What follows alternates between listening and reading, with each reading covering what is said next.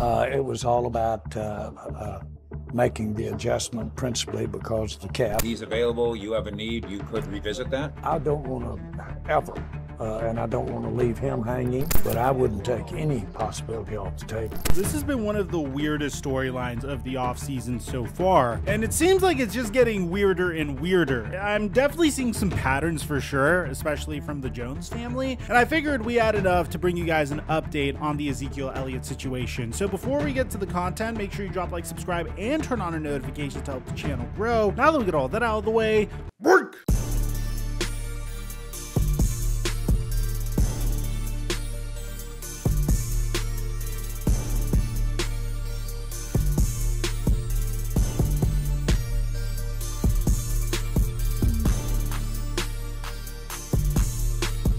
Some of the green slips you guys have been sending me is crazy, like $1,250 off of a $250 slip, or $1,500 off of a $150 power play. We've been making bank off of our basketball picks, bro. March Madness was a huge success, and believe me, we're about to ramp it up for the NBA playoffs. All you have to do is download Prize Picks, use my promo code microphone, and they'll match your first deposit up to $100 instantly. After that, just follow me on Instagram. I post all of my picks onto my Instagram story for free, and we can start making money off of these picks together. Mic check 1 2 1 2. What's going on, everybody? As a Dallas Cowboys fan, I will admit I have a very soft spot for Ezekiel Elliott in my heart. I mean, a lot of people won't admit this, but this man was literally the franchise cornerstone for the Cowboys, especially on offense, ever since he was drafted. And to be honest, although I wasn't necessarily the biggest fan of selecting Ezekiel Elliott over Jalen Ramsey, I think the pick ended up working out for the Cowboys more or less. The thing that I didn't like about Ezekiel Elliott wasn't necessarily him as a person, because I loved his personality as well. I love what he brought to the Cowboys offense and the football field in terms of not only in his ability to gain yardage on the ground, but also as a pass blocker. The issue was when the Dallas Cowboys decided to extend Ezekiel Elliott. It was one of the craziest contract extensions we've ever seen, and as a result of it, running backs might never get paid again. I'm serious. For those of you guys that forgot, Ezekiel Elliott signed a 6-year, $90 million contract extension in 2019. This handicapped the Dallas Cowboys significantly. I mean, they've had some very difficult decisions that they needed to make over the years, but as a result of this overpay, the Cowboys had to trade Amari Cooper for pennies on the dollar. As a result of that, they didn't really have as many weapons going into this season. They tried to put a band-aid over the situation by trading Amari Cooper, extending Michael Gallup, drafting a wide receiver in the 3rd round, and hoping that CeeDee Lamb was good enough to be the wide receiver 1. Ultimately, it didn't necessarily make the Cowboys any worse. It didn't make them any better either. Well, you could make an argument that it made the Cowboys significantly worse, because in my opinion, the entire NFC East had a significantly easier schedule this year. I said this during week 4 of the season. It's a huge reason why I expected the Philadelphia Eagles to be so dominant this year. And this doesn't only go for the Eagles, it goes for the Cowboys, it goes for the Giants, and maybe I'm wrong. I mean, maybe next year they all prove me wrong, but as a result, I think the Cowboys took a huge step back. As a result, they made a decision that we all kind of saw coming, releasing Ezekiel Elliott. Now, this is where things got a little interesting. As the moment the Cowboys released Ezekiel Elliott, you got a tweet from Adam Schefter saying that Ezekiel Elliott narrowed his options about where to play to the Eagles, Jets, and Bengals, and he would like to make his decision about where to sign by the end of next week, per sources. This came out on March 23rd, 2003. Immediately, I made the parallel to DeMarco Murray. But you know when Antonio Brown said he signed with the Baltimore Ravens, or he announced that he's signing with the Baltimore Ravens, but the Baltimore Ravens rejected his announcement? Well, this situation had a similar type of flavor to it. Immediately, you saw each and every team suggest that they're not interested in Ezekiel Elliott. I mean, Breece Hall and Michael Carter had a very interesting back and forth saying we're good in New York and we don't need another running back, and they're not necessarily lying. They are good in New York and they don't need another running back unless Breece Hall gets injured injured again. You had Zach Taylor, the head coach of the Cincinnati Bengals, which by the way, Ezekiel Elliott played his college ball at Ohio State, saying this. There's a lot of great players that are available right now.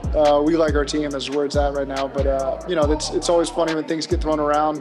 Sometimes it's the first you hear of it, but that's just the way life works. Before you would see Ezekiel Elliott at the Cincinnati Bengals facility. My favorite update to bring to you guys of this video was Nick Sirianni's response was golden. Honestly, take a look at what Nick Sirianni said the moment Ezekiel Elliott declared his interest. I feel really good about the room as it is right now. We love the addition of Rashard and wanted to coach him for a long time. Now bear in mind, this is when I thought that the Philadelphia Eagles were just going to workhorse Rashad Penny. I was wrong. They actually didn't want to only workhorse Rashad Penny. As you guys could tell, the Philadelphia Eagles had some sort of obsession with Georgia Bulldogs over the past 2 NFL drafts. I mean, starting from Jordan Davis with the 13th pick in the 2022 NFL draft, and then Nakobe Dean fell to them in the 3rd round. And okay, that may have just been a coincidence, but this past year, you had them select Jalen Carter with the 9th pick in the NFL draft, and then trade up and select Nolan Smith with the 30th pick, and then select Kelee Ringo later on in the NFL draft before they announced that they were trading for former Georgia Bulldogs running back DeAndre Swift, which makes that Nick Sirianni quote even funnier because, well, you didn't even need to trade anything for Ezekiel Elliott. You just had to sign him to a veteran minimum contract, and they weren't even interested in that. This is a harsh truth for Zeke to swallow at this point. And well, it seems like there's only a few teams that might be willing to give Ezekiel Elliott a chance here. In our last video, we covered the Dallas Cowboys because Ezekiel Elliott was involved in some workouts with Dak Prescott. Well, we've seen this many times. Former players working out with each other in the offseason. There isn't anything significant to it, really. Since then, well, we of course have Jerry Jones that likes to pump up any story to get the Dallas Cowboys to trend. And I honestly believe him in this particular instance. When asked about a potential Ezekiel Elliott reunion, Jerry Jones said that the ship has not sailed. We haven't made a decision. We obviously drafted a running back, a little different style than Zeke, but it doesn't change. For us, as far as our interest in Zeke, nothing we did today changes that. What Jerry Jones is alluding to is actually a very heartwarming story in regards to the Dallas Cowboys selecting Deuce Vaughn. I actually thought that they were going to select Deuce Vaughn when I found out that Chris Vaughn was the assistant scout of the Cowboys. To be honest, I didn't know much about Deuce Vaughn. I thought, oh, this might be our 2nd round pick or 3rd round pick, but again, I didn't know anything about Deuce Vaughn at the time when I found out that Chris Vaughn, his father, who didn't scout him at all whatsoever, was on the Dallas Cowboys. But in the 6th round, the Cowboys did select Deuce Vaughn, which is set to join the Cowboys as a running back. Now, before we continue the video, it's important for you guys to know how nice of a story this is. I mean, just look at the clip of Deuce Vaughn getting the news from his father that the Cowboys were selecting him in the 6th round. You want to come to work with me next week?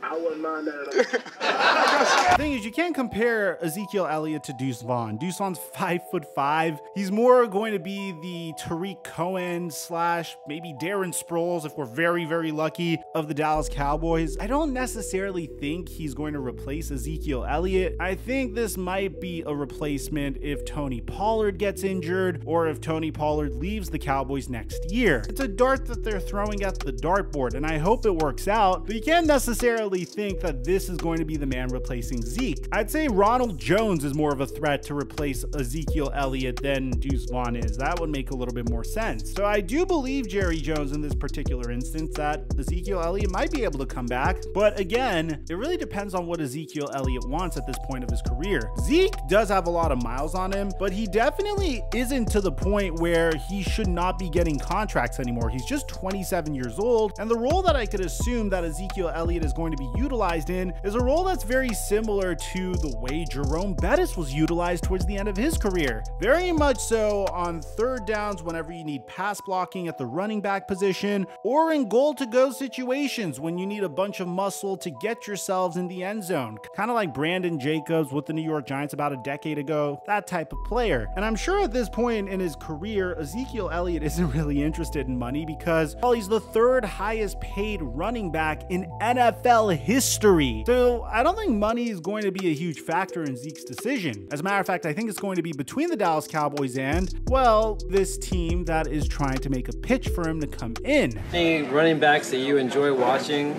either current or past guys that kind of inspire you? Ezekiel Elliott, it's my dog. You know, I've been watching him growing up, watch film on him, take details, drop notes, just finding ways to get better on the field. Have you made Zeke a recruiting pitch to get some barbecue here in KC since he's available? Hey, you know, I'm with it. I'm with whatever he makes the decision, whatever. I'm willing, and I'm ready to compete if he's ready. I think Ezekiel Elliott on the Kansas City Chiefs makes way too much sense for it not to happen. I mean, I think the only thing that is missing from Ezekiel Elliott's career at this point is a Super Bowl. Yeah, it would be a cute story for the Cowboys to win a Super Bowl with Ezekiel Elliott. And yeah, every year is the Dallas Cowboys year. Just ask me. I'm not biased about this at all. Jokes aside, when I look at the Kansas City Chiefs depth chart, their running back room looks like this: Isaiah Pacheco, Jerick McKinnon, Clyde Edwards-Helaire, which by the way, they just declined his 5th-year option, which means they're not feeling so hot about Clyde Edwards-Helaire. Which brings me to the conclusion that it would make a lot of sense for Ezekiel Elliott to go to a team like the Kansas City Chiefs. I mean, this team is quite literally in the AFC Championship every single year at minimum. They're the defending Super Bowl champions, and there's definitely room for Andy Reid to make this work, especially considering the unique ability that Zeke has as a pass blocker. Do I think that the Cowboys are going to sign Ezekiel Elliott at this point? Well, I mean, it seems like they already filled his position, and it seems like Jerry Jones just loves blowing smoke into every single possible scenario. I mean, this is the guy that said we might sign Odell Beckham Jr. multiple times throughout the year, despite Odell Beckham Jr. still being injured, and then saying in the offseason, despite trading for Brandon Cooks, that they're also going to sign Odell Beckham Jr. Jerry just likes grabbing those headlines. I don't necessarily know if I could trust him in this particular instance, but it wouldn't surprise me if the Cowboys brought him back. It really depends on what Zeke wants. If he wants to compete for a Super Bowl, you go to the Kansas City Chiefs. You don't necessarily need to be dominant this year. I mean, if the Chiefs have a bad year this year, then maybe the next year or the year after. I think Zeke at the very minimum has 3 years left in the tank to chase this Super Bowl. And I just hope he chooses one team and sticks with that one team. And I think if he is very focused on just winning that Super Bowl and not necessarily getting another big payday, then this could be his final chance at a Super Bowl, and it could work out in his favor. So let me know in the comment section down below what you guys think about all this, man. Do you think Ezekiel Elliott's going to sign with the Chiefs, return to the Cowboys, or join a new team? Aside from that, I'm your boy Mike, and I'm dropping our mic until our next upload.